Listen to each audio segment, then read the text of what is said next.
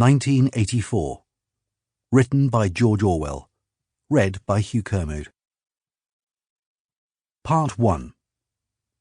Chapter 1. It was a bright, cold day in April, and the clocks were striking 13. Winston Smith, his chin nuzzled into his breast in an effort to escape the vile wind, slipped quickly through the glass doors of Victory Mansions, though not quickly enough to prevent a swirl of gritty dust from entering along with him. The hallway smelt of boiled cabbage and old rag mats. At one end of it, a coloured poster, too large for indoor display, had been tacked to the wall. It depicted simply an enormous face, more than a metre wide, the face of a man of about 45, with a heavy black moustache and ruggedly handsome features. Winston made for the stairs.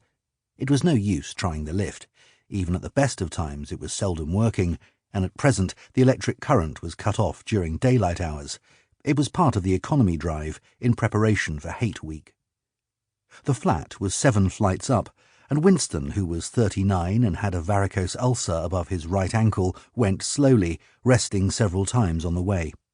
On each landing, opposite the lift shaft, the poster with the enormous face gazed from the wall. It was one of those pictures which are so contrived that the eyes follow you about when you move.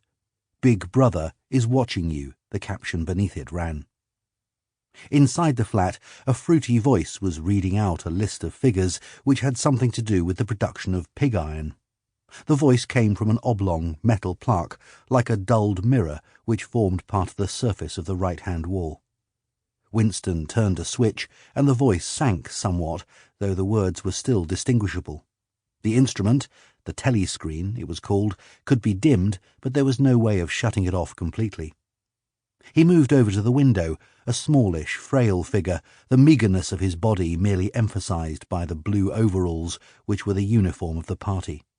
His hair was very fair, his face naturally sanguine, his skin roughened by coarse soap and blunt razor blades and the cold of the winter that had just ended. Outside, even through the shut window pane, the world looked cold.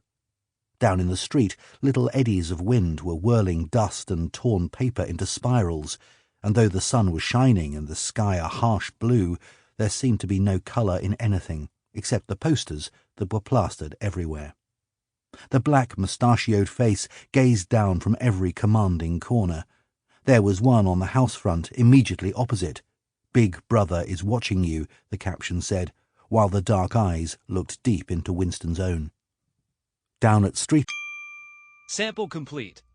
Ready to continue?